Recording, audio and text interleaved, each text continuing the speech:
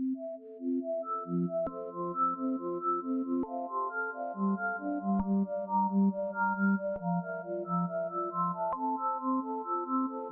man, welcome to the show. Yeah.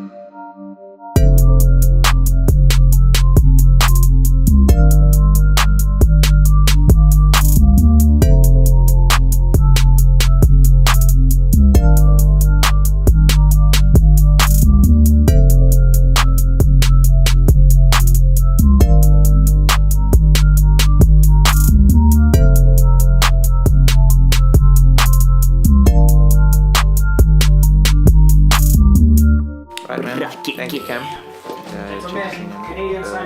First of all, thank you for being here. Of course. Oh, Canada. Yeah, Canada. Man, you having a good day? Yeah, it's been good. How about you? Yeah, it's pretty chill. Pretty chill, yeah. Anyway, what's up, everyone? It's your resident Black Spider-Man. It's Lyndon Mdluli in the building, aka Noah. That's my new name. I changed my name to Noah for real, aka Karabo, whatever you want to call me. Yeah. This is the Art Dealers, and if you're watching, hopefully on YouTube, we actually have some footage here. So this is what I look like, if people are wondering. This is what I look like, and we have a very special guest with us today. This is what I look Please like. introduce yourself. Yeah, what's up, guys? My name is Hungani Ndlovu, aka Grizzy, aka Grizzy the Dancer, aka... No, that's about it. Cool, that's all me. these other rap names and everything. The list is way too long. I told them to keep it short. Just for today. Just for today. This is Tea Time. Obviously, this is an interview segment. You guys are very much familiar with this format. We've had 2 so far. My last one was actually in the UK. Hey. Yeah, with my homeboy Justin. Hope you're listening, son. International. We were global. Hey. Our dealers are going global. Hey. But we're back home, and we're here with a local star. Can I call you that? Can I call you that? I wouldn't say yes, but I mean, if you want to, go for it. I think that's what I'm going to say. That's what I'm going to say. So Hungani and I are very good friends, know each other for a minute now. Yeah, it's been about 2 minutes. Yeah, 2 minutes, and yeah, we always learn something new about each other, which is what's cool about this friendship. Yeah. It's I learned that he loves Pokemon. Lies you tell. That's what he told me, people. But yeah, obviously tea time is just a conversation. It's just us, conversing as friends, as homies. But yeah, man, please tell the people some of your background. What you're working on. There's a lot of exciting projects coming out of this, man. Yeah. Some exciting stuff. So I mean, just tell us who you are, your background, general background. Cool. So my background. Well, firstly, I was born in Nelspruit, Mpumalanga, and grew up in Polokwane. Well, back then it was called Petersburg. Yeah. And then moved to Johannesburg for high school. And yeah, throughout my growing up, born and raised in a very strong Christian family. And so it's very rooted in our faith. Yeah. So that kind of kept me grounded. Wasn't really the naughty kid or anything. And then slowly kind of found my way into dancing. And then that became a hobby or a habit. And then it became a showing off thing that my parents would use at family events. Yes. That kid that's always in the middle of the circle, whatever. And then every black family bride. Yeah, pretty much. So yeah, that's how that evolved until I was in high school, and there was a hip hop club and drama club and all these clubs for artsy stuff, so to speak. And I joined the hip hop club, and that kind of made me see a different light in terms of dancing. Yeah. So that made me kind of want to take it a bit more serious, get some technique and all of that kind of stuff. And then I used to do props. There was this club called Backstage in high school, and they were the people, or we were the people who would make sure that the props are in the right place, or the couches are in the right place, all of that kind of stuff. Or if they needed a moving ball at the 30th minute of the play, we would roll that ball out. That was our job. And I never thought I'd be the actual actor, because I was always behind the scenes in terms of acting, until Matric came. And for those who don't know what Matric is, it's grade 12, final year in high school. Yeah. When that year arrived, I literally got this impulse of, yo, I can do this as a career. I can be in front of the camera. I can tell stories the same way I do with my body, through dancing, with my mouth, and inhabiting, if that's the correct English, like a complete character to tell somebody else's story. So that kind of, happened in matric, and I was throughout high school, like I was quite bullied, so like I had a lot of things to express, so to speak. Sort of pent-up emotion. Yeah, Sure. you know, so going the art route was more of a therapeutic kind of thing for me, because I never really seeked like counseling or like a psychologist or whatever. So that kind of helped me to deal with that stuff. And yeah, man, like to be honest, I didn't for once think this would actually happen. Like I'd be acting and I'd be dancing, or I'd even have like my own place where people can come and learn from me. Yeah. So that's Sans Group, by the way. Shout out to the plug. Yeah, so yeah, like I'm really grateful to be where I'm at right now. I didn't expect it, but that's pretty much me, like in a nutshell. I don't want to speak forever because I can. Just a few things to touch on there. Obviously, I'm sure like everyone watching, and a lot of us have dreams. Yeah. That we want to pursue, or at least we have passions. A lot of us maybe are super into creative writing, or maybe poetry, or acting, stuff like that, and we're fairly decent at it at school. But then, and maybe we think, maybe I can take this a bit further. Yeah. But how did you go from like where you were at, where you said, man, I can actually do this, and how did that progress to you being where you are now, where this is actually your full-time career? The biggest thing is training.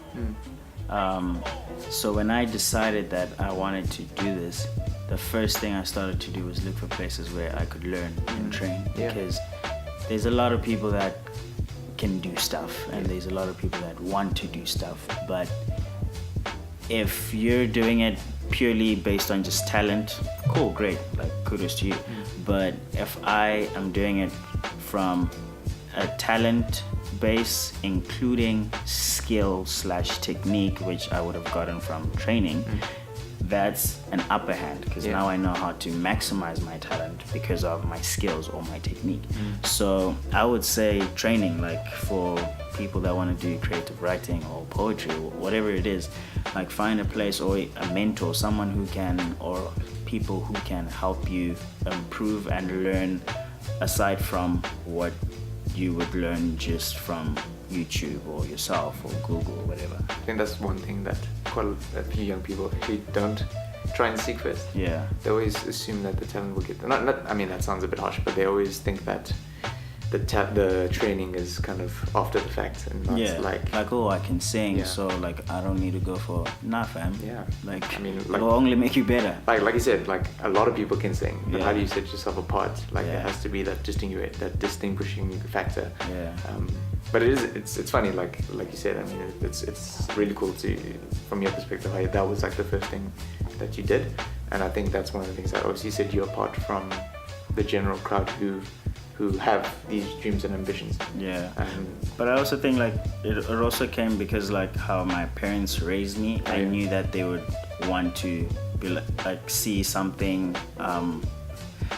Like, because for example, if I said I'm gonna study law, like they already know, like in a sense what that kind of looks like. Yeah. But now when I say I want to be an actor, they have no idea what that looks like in terms of me being able to like have financial stability and live without having to ask for money and stuff like that. So I knew I'd have to find schools and say, cool, this is where I'm going to train, and after training this is what I need to do in order to get there, and then that kind of gets them to see like a mind map of how this kind of works and give it a shot. Your vision of it. Yeah, because to just say, I want to be a singer. Okay. Yeah. Okay. You know, because you can sing, but can you make a living from singing? Yeah. You know, that's the thing, because you can sing at the choir at church. Cool. Is that it? Yeah. You know, so yeah, I think that was kind of what helped me, because I knew my parents would want to be like, well, let's see what you got. So yeah. So where was your quote-unquote training? So I trained in the US, in LA. Yeah, and it was 2 years of training, acting for film to be specific, as much as we also did do like theater work, but the main focus was acting for film, or for TV rather. And it was quite interesting, you know, and I'm not mentioning the name of the place because I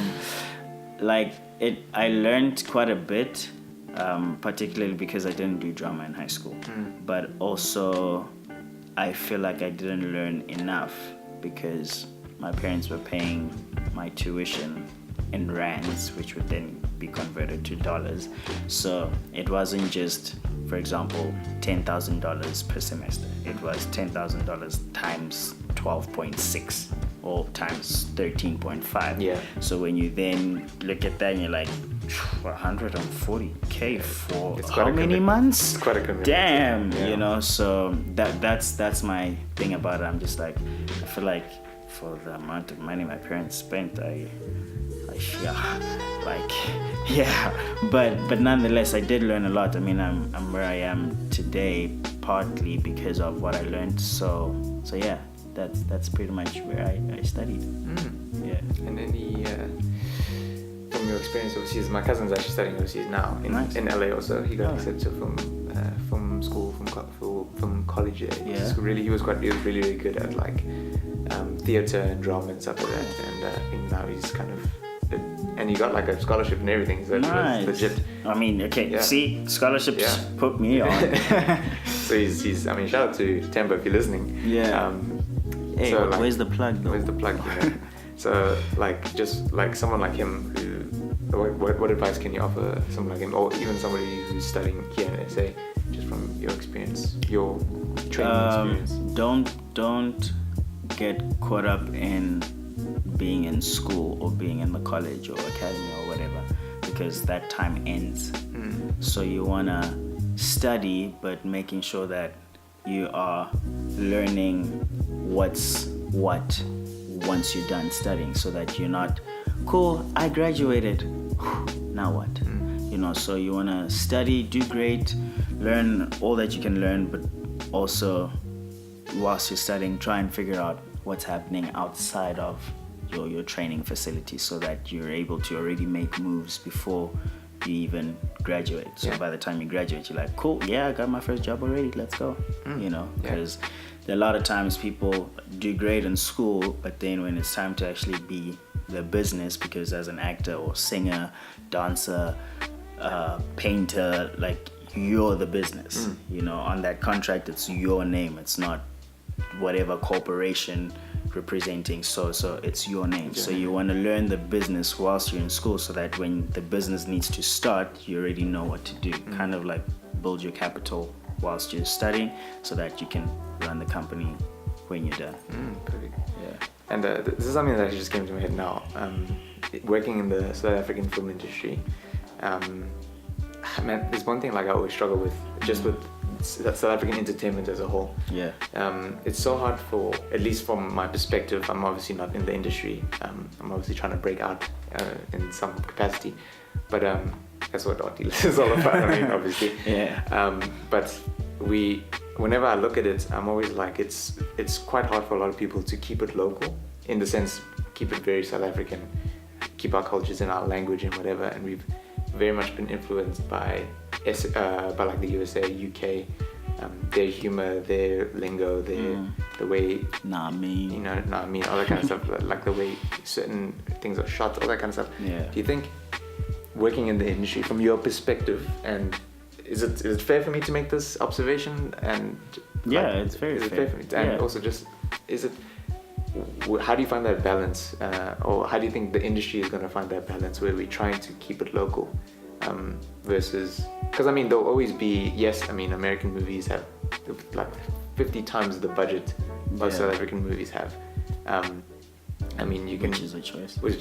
Obviously. I mean, but and even like the music, there's like a specific like Atlanta trap sound, which we've kind of adopted, and we claim it's ours, but it really isn't. We just it's just vernac over a trap beat, over a South African trap, over an American trap beat, which isn't. It's just a bit of glossing of South Africanness. So how do you think in the entertainment industry as a whole we can find that balance of keeping it local versus like being influenced by America and Europe and stuff? But also, is it a bad thing that we're influenced? So I know there's a lot of questions, a lot of things. So, well, okay, I think I'll probably answer this backwards. I don't think it's a bad thing to be influenced, but you have to utilize that influence to your benefit.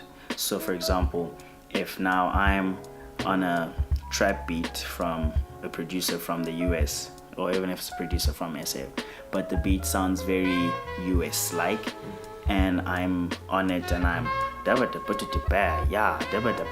when it goes to the US or someone's listening from the US or outside of South Africa, who are they or what are they going to compare me to? So if now I'm being influenced by US culture and I'm producing US culture type music, then I'm competing with US culture type music. So instead of be influenced, but use it to your benefit in order to influence South African music or the South African industry, so that when your music goes abroad, they can tell that aside from just fade and Dwana because of language, it must be from Africa, but because of the complete sound, whether it's djembe drums or whatever it is, like, yeah, a lot of times people just use drums in order to make it African. Yeah. So like, just find a way to make your sound kind of original in a sense. But getting influence is not a bad thing, not at all. And then what was the other question? Is it fair? It's totally fair. But there was another question in between those two questions. Keeping the balance. Keeping the balance. So that's, I don't. And just from your from my like perspective, I think that we have to kind of get real with ourselves, and be like, cool, where are we as a country or as a people, and tell those stories in terms of films or theater and stuff like that. Because we watch romantic comedies from the US, and then we want to produce a South African version of a US romantic comedy. But what's a romantic comedy in SA? What does that look like? Aside from the romantic comedy format, which was created however many years ago, aside from that, what does a South African romantic comedy look like? Yeah. So cool, we know what entails a romantic comedy. We don't need to follow a whatever format. Do you get what I mean? Like, totally so stuff like that. I think we just have to like be real with ourselves and be like, okay, cool. So what's happening in our country? Where are people at? This is the social situations that are going on, and tell those stories instead of trying to tell stories like, yeah, even in South Africa you can find love. Like, you can find love anywhere, But what's really happening in the country? What's really needed to... Oh, my English just went away. What do we really need to shine a light on, for example? Because like, as artists, or at least I believe, like, one of our roles is to show society what society looks like, in order for people to wake up and be like, oh snap, we need to fix this. Oh, that's good. Oh, this is not good. It doesn't always have to be something negative. It can be something positive, but it needs to be something that is completely ours. Yeah. It's our story, like to the T. I mean, for example, look at how well Tsotsi did. Yeah. Like, that is like a complete South African story, and I always reference to it because because it's that. I mean, where I studied, we had a whole assignment based on Tsotsi, and that just shows you how well that was received, and not just because it looked great and whatever, but because the story was something that out of this country they don't know. So they got to learn something about the country, as much as it wasn't a positive light in terms of a story, but you get to see a side that you get to learn about a place. So if my music is not teaching people outside of the country about this place, or our films or our TV shows, whatever, then what's the point? Because when we watch stuff from the US or from the UK, we get to learn about what their culture's like or what their situations are like.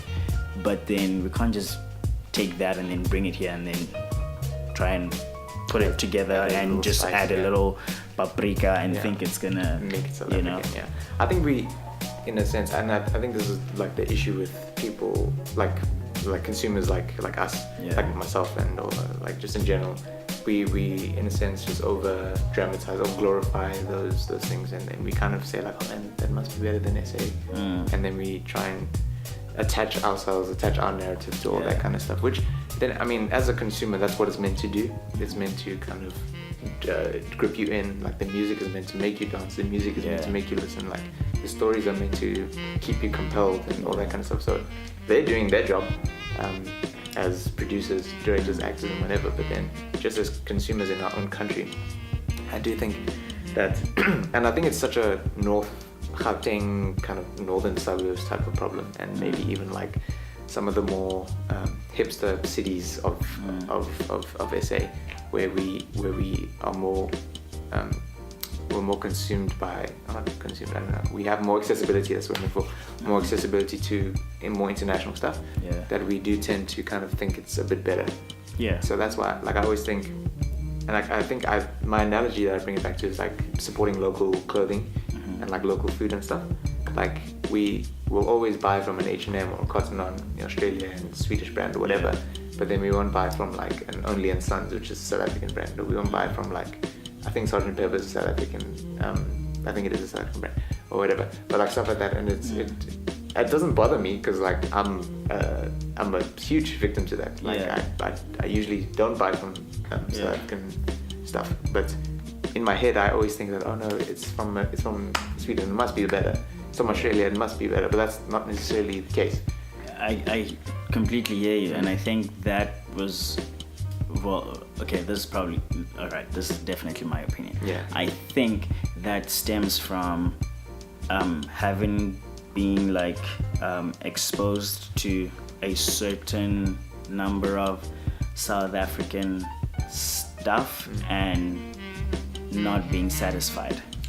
So then if it's happened like twice or three times, then you're like, I'm not gonna do that again, because I mean, I tried and look what happened, you know. So I think it's a thing of that, and because times are progressing, obviously, people are starting to value their stuff more, and they're seeing the importance of quality over printing out a whole bunch of t-shirts with a printed label. You know, people are starting to get better quality shirts, aside from just printing, the quality of the shirts, you know, like, because I know for a fact when I used to buy like certain South African branded stuff, what the quality was like, and that's what led me to go to your Zara's and whatnot because of that. So now when like people are like, yeah, support local, the first thing I think of is like, okay, how's the quality? You know, and it's for me, it's not even a thing of I don't want to support local. I want to buy quality stuff. You know, even like food, I want to eat good food. I don't just want to eat for the sake of eating or support just for the sake of supporting. You know, it's the same thing goes for when, I know I'm like sidetracking, but when people say open up the industry, like, cool, who are we opening it up to? Like, is it people who are trained, or is it just people who say, I'm talented? I'm not saying you're not talented, but what I mean is the people that are already doing the job that people are asking to be opened up for, if that makes sense, are they of the same or better, which would be even better if they are of better caliber, so to speak, you know? Because for me, for example, with my teaching, I don't teach my students because I want them to be at my level or be lower than me. I want them to be better than me. So if we're opening up the industry, it needs to be open to people who are going to come and rock our worlds. People that are going to make the ones who are in the industry want to get some training, or, you know, want to better themselves as much as they're already in the industry. It's like those like when a new kid on the block steps up, then you're like, ooh, who's that? Okay, oh well, I need to work on my kickflip or whatever, because now there's this new kid who comes here and he taps the ball like 175 times and he does around the wall 10 times in a row, and you're like, okay, cool, well, I need to go back home and practice, you know. So those are the people that we need to avail space for. Same thing goes for South African brands or local stuff, local music. It needs to be stuff that we can be proud of. You know, it's not just, it's local. No, it's local and I'm proud of it.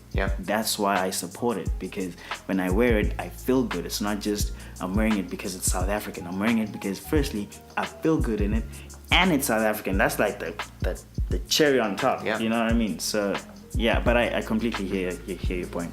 Yeah, no, it's supporting local is one of those internal battles that I think a lot of people, especially like if you're quite aware of fashion, if you're quite aware of music and all that kind of stuff, it is something that you probably do think about quite a lot. But you touched on it, and we can end off with this, something positive.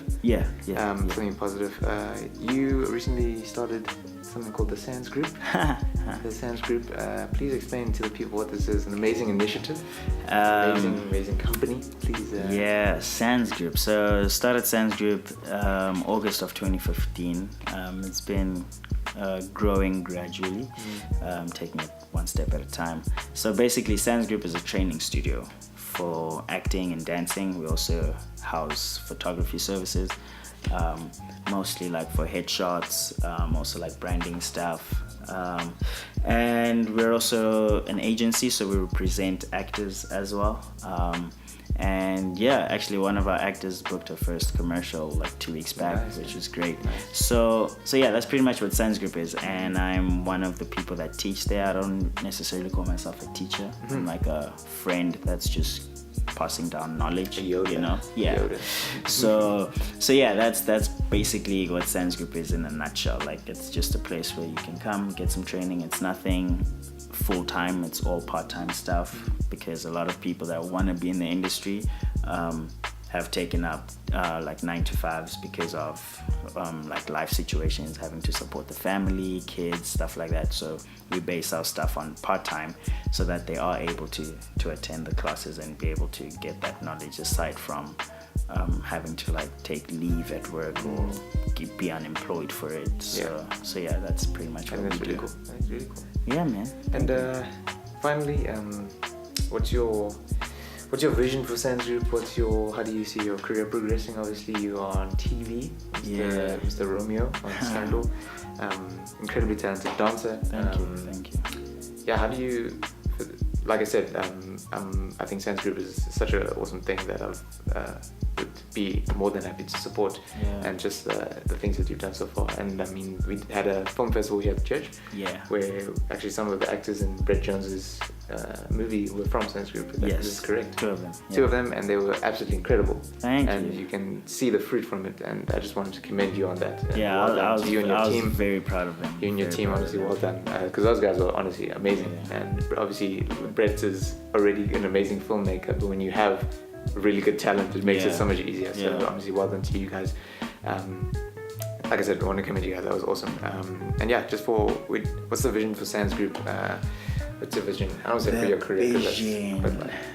Vision for Sands Group. Look, I just want Sands Group to grow.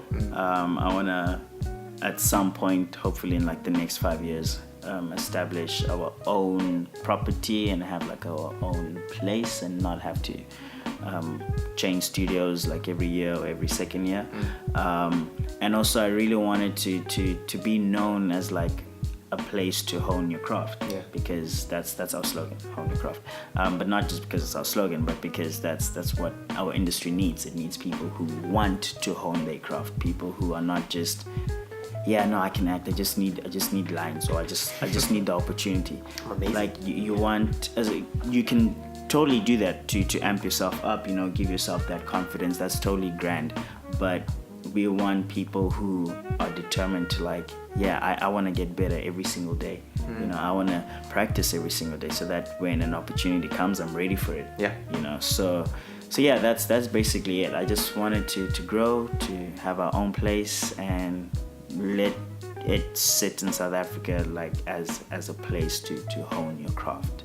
so that when you put in that Google search acting classes, Sanskrit is that first thing that pops up without having to do like the whole, what's it called, SEO stuff, search engine, whatever. So yeah, that's basically Nice, man. Yeah, Nice, man. all No, organic we're stuff. We're you know? excited. We're excited for it. Yeah. But thank you for your time, Thank you. guys. Well done. That was a handshake. That was a handshake. Yeah. If you're not watching on YouTube, Yeah. that was a handshake. So yeah, guys, this is the first recorded one. Oh snap! This is the Really? first recorded one. Yeah, Okay. first recorded one. So this is what I look like. Shout out to the team. Shout out to Josh, Cameron, Daniel, Jordy, Jubs, Panashe. We're the art dealers. Hopefully soon we can. I'm assuming it cut right there. You don't even understand. Yeah. Literally, it's like you guys did your handshake. And then Okay. it cut. It cut right there. That's Hey, but listen, Well- that's technology. So if Yeah. you're watching on YouTube, You're not watching anymore. Excuse the cut. You are watching. Excuse the cut. Okay, You're you're still technically watching. you're still watching. You're still watching. But excuse that momentary lapse of blankness. Forward back. This is what I look like once again. This is Hungani. Guys, with the art dealers. Well, I'm one of the many art dealers. Yeah. This is my special guest, good friend of mine, Hungani Ndlovu. Stay tuned for more episodes coming your way. Hey, shout out to the art dealers. Gang, gang. Cheers, guys. Bye, guys. Bye. See, the sad thing is you're looking at the camera, but it died, so it cut it.